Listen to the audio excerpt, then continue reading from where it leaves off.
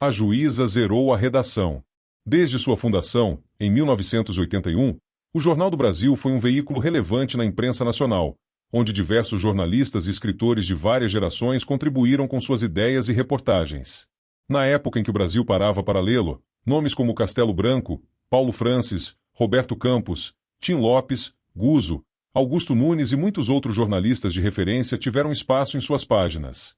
Nos dias atuais, porém, na era da informação, a produção jornalística, assim como o cinema e a dramaturgia, abriu espaço para figuras que não representam nada além de si mesmas.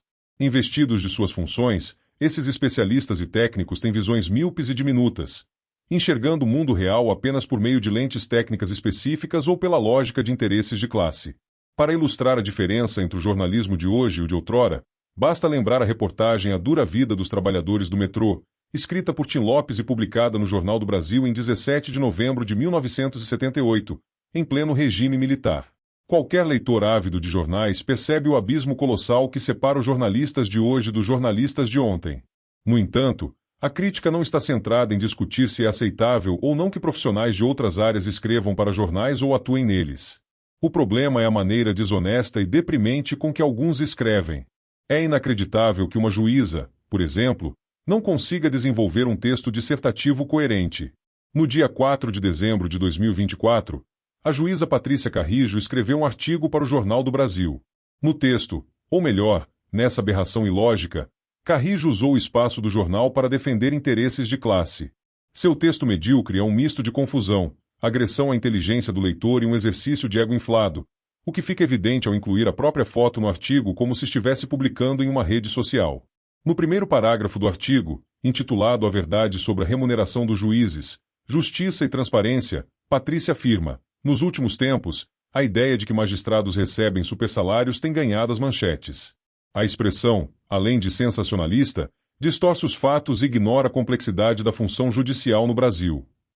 O que a juíza ignora é que a crítica aos privilégios dos juízes no Brasil não é recente, existe desde os anos 1960. Obras como O Dinossauro e o Capitalismo Selvagem, de Meira Pena, O País dos Coitadinhos, de Emil Farati, e Direitos Máximos e Deveres Mínimos, de Bruno Gachagem, questionam há tempos não apenas a eficiência da justiça brasileira, mas também os privilégios da magistratura.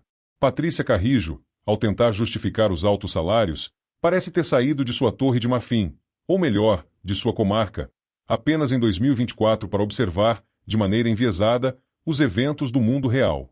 Para ela, a palavra remuneração é sensacionalista, o que revela o desprezo dela e de sua classe pela realidade econômica atual do país. Ela começa defendendo o direito de sua categoria de ser bem remunerada, mas o texto rapidamente perde coerência. Em um tom semelhante a uma redação do Enem, ela conclui que os juízes precisam ganhar bem devido à complexidade da profissão. No entanto, como bem observou Meira Pena, o Brasil é cheio de leis e regras, como as longas páginas do Velho Testamento. A complexidade não está na profissão em si, mas na burocratização da justiça brasileira. Complexas são as leis e as regras a serem interpretadas, não o exercício da função. Nos 5 últimos parágrafos, Carrijo argumenta que os salários da magistratura representam apenas uma fração mínima do orçamento público e que outros setores apresentam níveis alarmantes de ineficiência, má gestão e desperdício de recursos. Ela sugere que os juízes são tratados como vilões para desviar o foco das falhas estruturais do país. A juíza ainda afirma que a remuneração da magistratura não é privilégio, mas reconhecimento da complexidade e do impacto de sua função. Para ela, salários mais altos seriam uma forma de combater a corrupção, pois juízes bem pagos estariam menos sujeitos a práticas corruptas. A magistrada encerra o artigo afirmando que investir no judiciário é investir na justiça, na segurança jurídica e na estabilidade das relações sociais. Entretanto, Patrícia Carrijo escreveu tudo isso sem apresentar um único dado que comprove suas alegações de que os salários dos juízes não impactam as contas públicas. Ela sequer menciona a proposta da PEC do quinquênio, que prevê aumentos de 5% a cada 5 anos para magistrados e membros do Ministério Público. Esse reajuste, ao longo do tempo, pode chegar a 35% do salário, sem infringir o teto constitucional atual de R$ 44 mil. Segundo o líder do governo no Senado, Jacques Wagner, PTBA, a equipe econômica estima que a PEC do quinquênio pode gerar um impacto de R$ 42 bilhões anuais nas contas públicas. Esse dado derruba por completo as alegações vazias e sem fundamento apresentadas pela juíza. Em suma, Patrícia Carrijo está apenas defendendo seus interesses com inverdades, usando um jornal que quase ninguém lê, exceto a elite. Seu texto é simplista, tenta dizer algo, mas acaba não dizendo nada.